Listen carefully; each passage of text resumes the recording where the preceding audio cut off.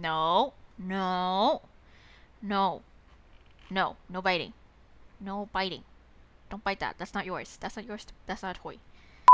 Hello, everybody, and welcome back to more Mystic Destinies Echoes. We are back for more of this game. Yay! We're here once again in NAOKI'S route. I want to say it officially in NAOKI'S route, even though so far we haven't had much interactions with him. But in the last episode, we left off on chapter 8. So what happened was is that after we reported back to the gang about what happened, what transpired with Aquarius, where we summoned the dragon and everything. We met up with everybody and they were like, "Hey, so we're gonna actually go to Atlantis like the next day." We're like, "Huh? Okay, all right, we're doing it." So we met Tsubasa, which is like the main character of the main game. She's tagging along as well because she felt the disturbance in the force and was like, I have to go do something, and maybe I could help you guys out with this problem of yours, but because it involved chaos magic. So we find out that through Aquarius and through like we had two options out of that basically. So from Aquarius, we find that one option was to do the cleansing ritual, which it's not ideal because it takes a deal amount of like energy and like spiritual powers and preparations and stuff like that, and it's too risky, and it's not something that we need to do, it's not something that we should do. So our first plan of action was basically dependent on Tsubasa, who says that she found a spell book that was left by her mom in like her like ancestral home that it contains like sealing spells and rituals. So she's like, maybe we could just go back to the source where Muir is and just strengthen and reseal him, reinforce the seal that sealed him, basically. So that was our first optional plan.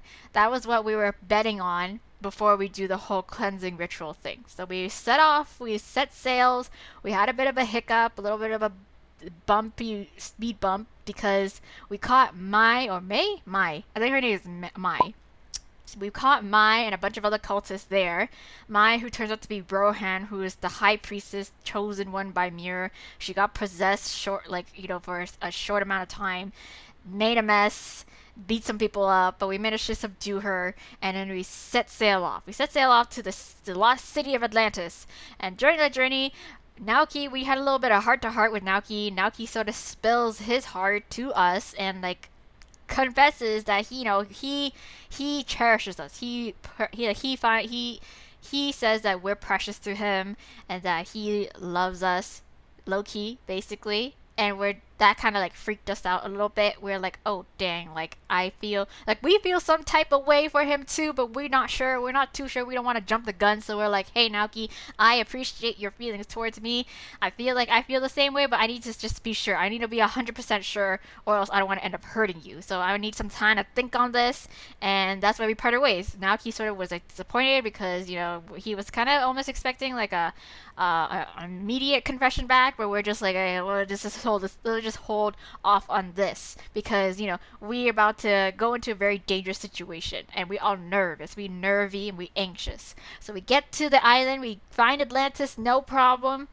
We go into the temple, some freaky shit happens. We come across these monsters or zombies that actually turned out to be like these like chaos like mutated ghosts of the past, like one of the high priestess that actually originally sealed Muir away, and she's just like, please, thank you for releasing us, like thank you for putting my spirits to rest, but like please promise me that you will tell the story, you'll tell what actually happened here in Atlantis and what happened with us and Muir, and to of course like reseal him, like free him from his like his corruption, basically. We're like, oh damn, that's a lot that's a lot of pressure you're putting on us, but like okay, we'll try our best. So we find Muir's original body. He's all sealed up, he's like chained down to his throne.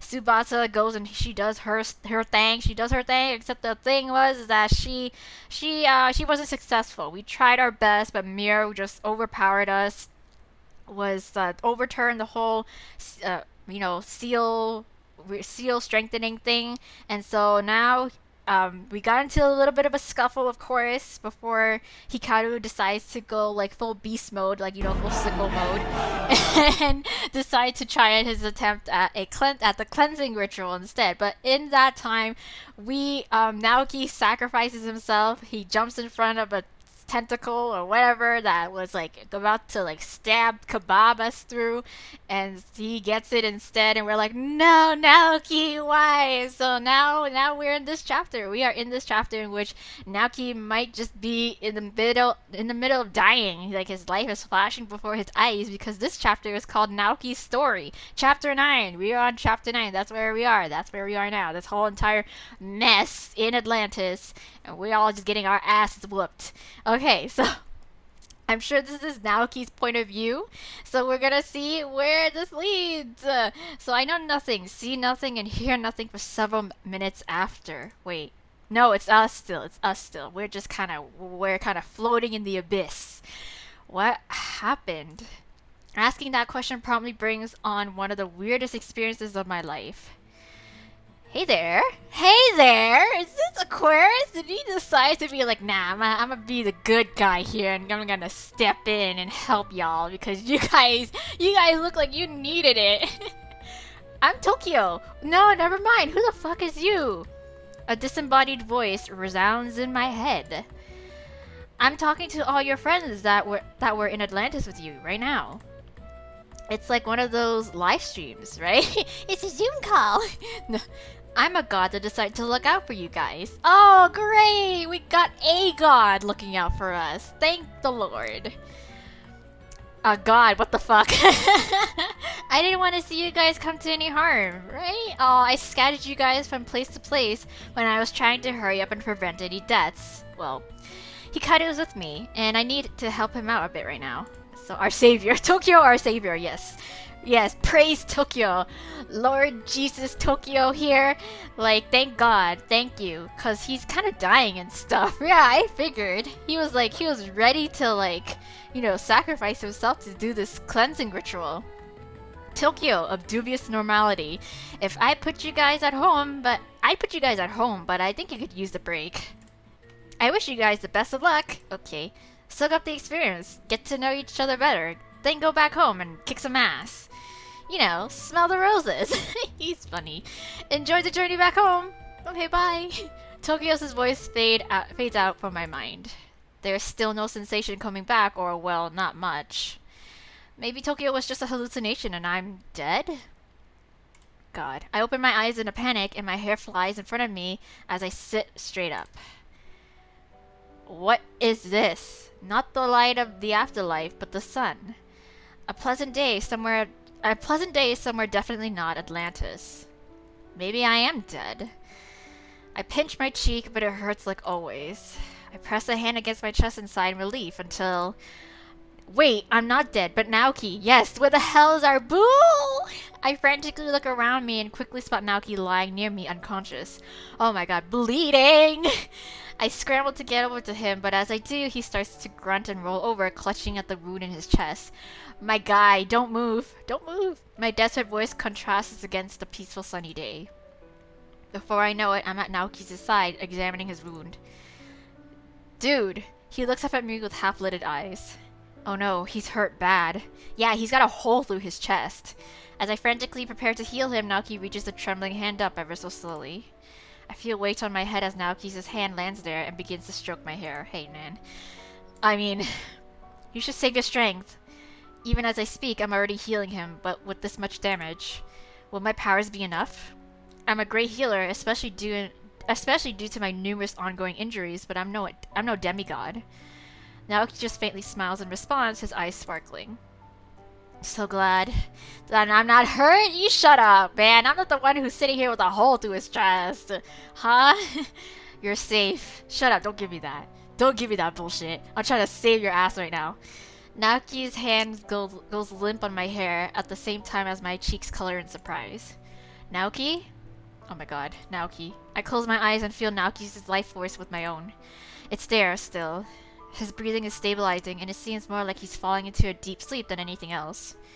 Man, vampires are tough. Now I see what Takumi's Now I see what Takumi's always going on about wanting to be one for. Right, encouraged by his progress, I grow even more determined as I continue to heal him. Whether it's 15 minutes that passed, or 30, or even an hour, I don't know. But I continue to work, using everything I got to heal this man. This man who risked his life to save mine. I finally sit back, exhausted, breathing heavily. I eye Naoki's beautiful, serene face as he sleeps on the grass. The realization of what just happened comes crashing down on me. You in love with this man! Naoki was willing to give his life to save me. It had just been a gut reaction. There was no time to think. So, that must mean that was his natural instinct. I touched my hair where he had stroked it. His first words were to be happy that I was safe. His expression, it had been so raw and open, childlike even. All I saw was genuine joy that I was there and alive. Heat rises to my cheeks again, and without thinking, I move closer to Naoki, sitting beside his unconscious form. I huddle in on myself, hugging my knees. For some reason, I feel even more small and fragile than usual. I think his feelings for me are genuine. I mean, it took to him nearly dying for you to realize that. Okay, but like, it's true. Like, if this doesn't convince you, I don't know what will. But why? Why would he love someone like me? I glance over at Naoki's sleeping face, and it looks so carefree in a way that it never does in waking life. Is it because this is how he always looks when he sleeps? Or is it because he was that happy I'm alive? This beautiful, misunderstood man who has a kind heart under his cold exterior. And me. Just a small sylph trying to make it through life. What do we have in common? Well, I know a thing or two about being misunderstood. And I do enjoy the search for knowledge. But a man like Naoki could surely have anyone. Why does he want me? I think back to the story he told me last night. At least, I think it was last night. He had another lover. If he had any others, he didn't mention it, so they must not have been important to him. But he considers me as significant as he did her, this woman who has been long dead for probably over 100 years. I can go over the facts a million times, but there's no clear answers. I think back to our first meeting, with him showing up at my apartment in the sole interest of helping his brother. I was struck by his atmosphere alone, serious and a bit imposing, but somehow sharp yet delicate like ice. I've always been attracted to him, but I couldn't find it in my heart to trust him. For Naoki, it seemed like he liked me on sight, but I had no idea why. He had kept in touch with me after our little adventure, yet our chats throughout that time were always somewhat awkward. But that's what the start of every relationship is like. Thinking about it, it's like there's always been a wall between us, but I was the one who put it up. Well, I've been hurt by a lot of people, didn't know my trust issues were that bad though. Why does he like me? I keep circling back to that question, but the fact remains that everything he's done shows that he does. Everything he's done shows that he does, yeah. That he truly means it. Right? That I want you. That I want everything about you. Now, always, and forever. My goodness, he's so romantic, I see.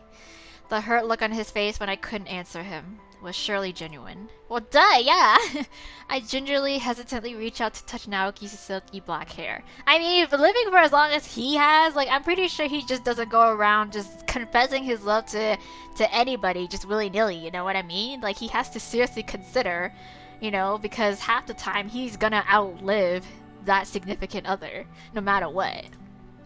Unless it's by, like, you know, special circumstances, he finds, like, another supernatural being attractive. Like, you know, for example, us. In this case, us. It's as soft as I didn't realize that I had imagined. Okay? I want to get to know you better, Naoki. I want to know why you do the things you do. What you've seen and been through. What you feel. Why you chose me. The wind blows between us, carrying the words I haven't been able to say before. I wasn't able to say before away with it. Sometime later, are we just out here just chilling? Yeah, I guess so. Not like I could move him. I'm so small. I find myself once again waking up without ever knowing that I had fallen asleep. Ugh, what happened? Try as I might, I can't remember. But it would appear that the tables have turned. Oh, you're awake? Are you awake? Naoki's now sitting up, staring at me. I quickly stood up, running my fingers through my hair to try to remove any stray bits of nature that might have gotten in. A faint smirk plays upon his lips. Good morning. What? No. You had to say that of all things? It's like sunset, my dude. Okay, I rub my eyes trying to get myself together and keep my cool. But the undeniable fact is that things are a bit awkward after everything that just happened. Naoki doesn't seem to notice, though. He rises in one smooth movement and checks his watch. Just casual. Just casual. Not like he had been bleeding out, like, a couple hours earlier. I already called for a pickup, okay? We were lucky to end up in a town with cell phone tower nearby. Nice. What? A pickup? Who? Where? Naoki smiles, chuckling. He gets closer to me and leans down. I unconsciously take a step back. Which should I answer first? Is he teasing me? Because I feel like he's teasing me. Naoki stands up straight again and looks out over the setting sun. It's a member of the Illustratio Society? We need somewhere to stay, but thankfully one of their locations is nearby here. Illustratio? What? Is that the society that may or may not exist? Okay, precisely. Whoa! Ah, here he is now. Whoa! I don't see or hear anything for a good 30 seconds. I'm about to question Naoki when I hear the rumbling of an engine. Soon enough, an old convertible comes into view. I can see a hooded figure driving, and I tense automatically. But Naoki puts a large hand on my shoulder. Right. It's fine. This is the uniform some members choose to wear. Besides that, I'd protect you even if he wasn't. How can you just say stuff like that so casually? Like it's an established fact or something. Because it is. To him it is! A small voice in my head guesses that maybe it is, in his mind, but I push it away. The car stops in front of us, and a broody-looking man glances at us. Oh. Ciao, and Ignacio. Ignacio. Thanks for the pickup. Not a problem. The man speaks in a heavy Italian accent, but I can't understand him. Are we in Italy right now? Wait a minute? Wait a minute. I wonder if all the members of the society are polyglots. Maybe, yeah. The man gestures for us to get in, but it's a two-door car. I feel awkward and hesitant about opening the car door, but now he completely removes any issue. By picking me up and lifting me into the back seat like I weigh nothing. Hey! What is happening here? I find myself looking up at Naoki, arms crossed with an expression that is probably more pout than anger as he gets in the passenger seat. Sparing me a glance, he only gives a short laugh before sliding into the seat in front of me. As we head off into the mystical countryside under the approaching dusk sky, I can tell that something in Naoki and I's dynamic has shifted. As if we're closer somehow, after all that's happened. I mean, near-death experience, yeah, for sure. But somehow, I don't entirely mind it. Ooh, another nice mansion. We arrived at the mansion only to find a certain familiar visitor waiting for us. Hey! Ah, Lord Galen, yeah, you grace us with your presence. Ignacio falls into a deep bow as my mouth falls open. Is there anyone who doesn't know this guy? Well, Naoki eyes the ever-smirking Galen suspiciously as I feel. Aurelia, Galen is involved with the society from time to time. We exchange knowledge and artifacts from time to time. Okay. I see. And Naoki has just known this and never mentioned it? It makes me wonder how much more I don't know about Naoki. Yeah. To what do we owe the visit, Lord Galen? I'm simply here to deliver a gift on behalf of a friend. Is it our mysterious god friend? Galen holds a glimmering dagger and a gun to Naoki. Hesitantly, but with a certain greed in his eyes, Naoki accepts the gun. But he doesn't take the dagger. Aurelia.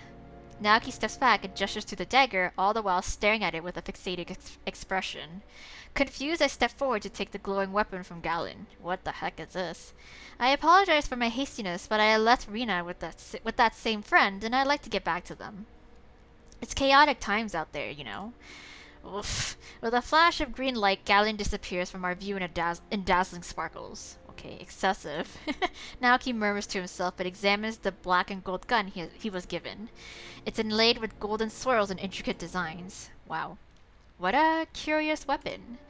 Do you think it might be a chaos weapon? Yeah, maybe. Yes, I suspect that too. As he turns it over to examine it, we see that a note is attached to the side. Naoki takes it off and quickly scans it before shoving it into his pocket. Well, what does it say? Naoki doesn't look at me, but turns around to put the gun on the large, ornate table next to us. It says that these two weapons are designed to work in tandem to kill Muir. Oh, we gotta go kill him now. Okay, great. He's not, never, everything is not fine. At first, it doesn't dawn on me that what Naoki has just said, but then I hear myself slowly sucking in air. What? I look down at my dagger I was given. It feels warm, and somehow I feel safe just holding it. It would appear that this is a divine dagger. Indeed. Perhaps they work in tandem to create a balancing force to counter his power. Likely so. With Muir caught in between the two primary forces of the cosmos, I doubt he can survive. I doubt even he could survive. Where the hell did Galen get weapons like these suddenly? I have always believed that Lord Galen may be a god. Yeah, he is. These spoiler alert, he is. These weapons just lend further evidence to that theory. I suppose we'll have to see if this satisfies the parameters of our bet with Andromeda. What? Surely it must. It feels like Naoki is talking about some other world, and he suddenly feels so distant from me. Anyway, will you be making your report on your mission now? What mission? Waha. Naoki's eyes dart to me, and his hesitance is all the more obvious because it's unlike him. Mission? Were you undercover for something? You wanna explain to me something? You wanna clear things up about something? I feel like an outsider, right? The hell?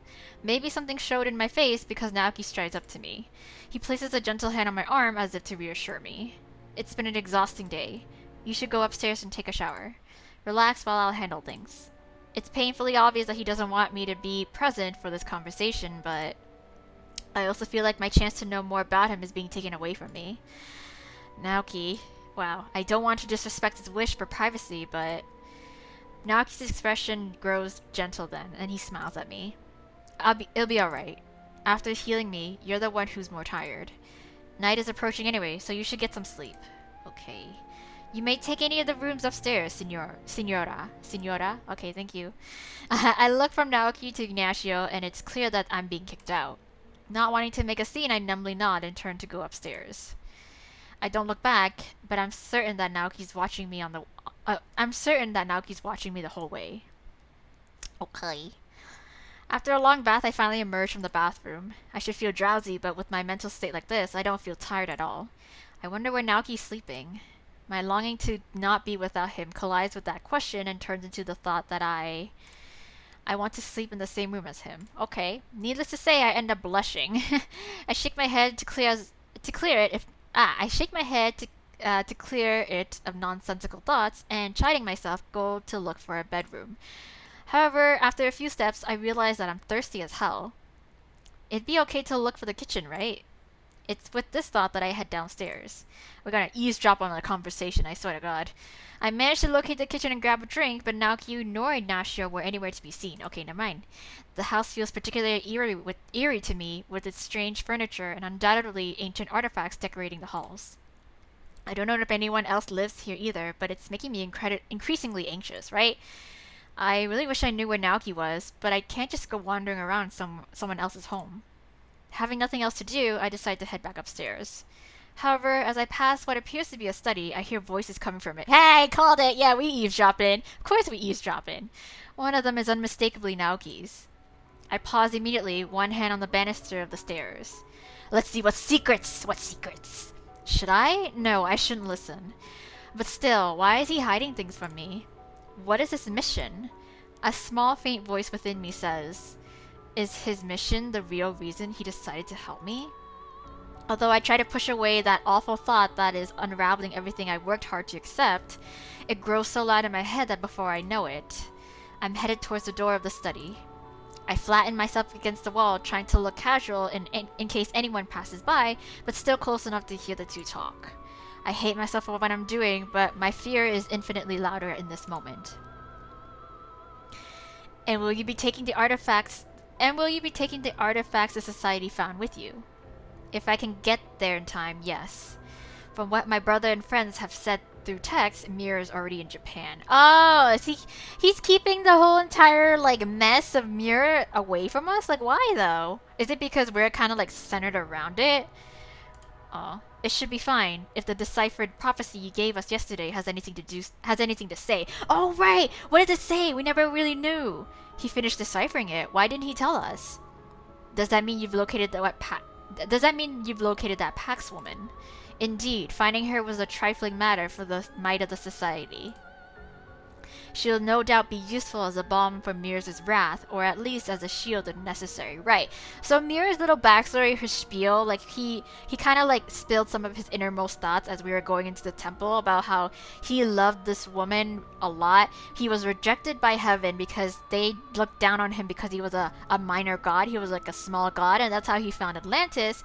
And like he started this society, I mean the city of Atlantis and its people, its civilization, waiting for this woman to be reborn. But then of course the Alpha came, they turned the people against him, and then that's how he became really spiteful, because like he can't have anything nice, basically. He can't have anything nice, and that's why he got really salty.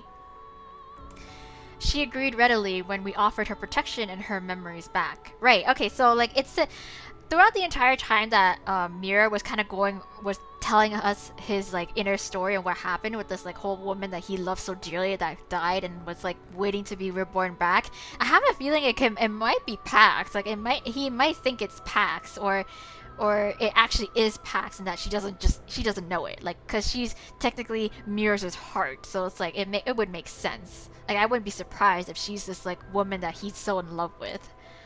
So, Pax does have a connection to Muir. Yes, she does! God, good, I assumed as much. I don't want her near Aurelia, so the sooner she forgets about her current life and remembers her past, the better. Ah! Somewhere in my shock as I'm listening to all of this, I'm touched by NAOKI'S consideration. You'll be pleased to know that our serum has been incredibly effective at recovering her past life as the woman known as Chessa. Yeah, Chessa was her name. Ah, so she was Muir's lover after all. Right. Ah, so we're right there, right off the bat. We confirm, it's confirmed. Did you find evidence confirming that? Yes, Muir himself spoke of a woman named Chessa. But right now, I'm more upset at everything he's been keeping from me, right? Like, I should know too. Like, come on, I was involved in this entire mess. Pax was like a friend that I had known. How much has he quietly known and suspected without ever letting us in? I'm a little surprised you're still going to use them, what with Lord Gallant's gifts. There's a brief silence from NAOKI before he continues in a strange, almost empty voice. I have no intentions of using those weapons on the God of Chaos. What? Why? They're exactly the answer we've been waiting for. However upset I am, I will myself to be calm and quietly keep listening. Especially the Divine Dagger. The Divine Dagger Megil? I can't risk it seriously injuring him. What? There's no way to tell if he'd fully recover on his own. To think that Megil really exists. It only makes sense when the Fey Knight carries Noldoran. His chaos weapon hasn't overtaken him, so I knew there must be a match keeping it in check. A brilliant deduction, as always, NAOKI. I can't say that I don't admire your dedication. You're not even tempted to go astray. It's obvious what the most beneficial path for the world is here. And the weapon Galleon brought won't be wasted under the Society's microscope. I can see why you're one of our highest-ranking members. I will strive to be more like you. Truth be told, I don't think I could face a god, much less go in without a weapon I knew would work. Yes, well, while I'd prefer to be certain about the artifact's power, we don't have any other options. I can't deny that there is also a certain thrill in trying to do what's never been done before. Perhaps we can go beyond controlling a chaos god to controlling the chaos itself. He wants to use Muir? Like, not kill him, but like, use it? Whoa, okay. We could change the world. Whoa, what? Is the Alpha world domination here? What is happening? Hearing this part, I can't help but let out a tiny gasp. Uh-oh. NAOKI immediately stops talking, and I just know that with his excellent hearing, he had to have heard me. I freeze by the doorway in fear, knowing that I'm about to be found out. A pissed-off NAOKI is terrifying in itself, even without it being at me. But especially if he's really my enemy. I don't even know what to think, much less to say. And what if he wants to hurt me for eavesdropping? he was probably just using me all along anyway. Oh no, I don't think so. I think there's a good explanation for it. Or like his way of caring, like he still cares for us, but like his way of like keeping us from harm is to keep things like important things like this from us, you know? Like he doesn't want us to like think like, you know, to like have us change our opinions of him and what he has plans for. My mind made up in that split second. I dart off the moment that I hear footsteps. Using full force of my Sylphian speed, I get the hell out, leaving Naoki far behind. Man, that was okay. We're gonna go on a little bit more. This is chapter 10. Naoki's story continued, I guess. Okay, I'm gonna check for time. Man, I lied. That was like a good half hour. I know, and like averagely, an average like. Damn, y'all! Damn! On average, all the episodes so far have been half hours at most. I mean, the longest has gone on for like 45 minutes, close to an hour. Like, I think that was the last episode was like that long, but like, damn! What the fuck?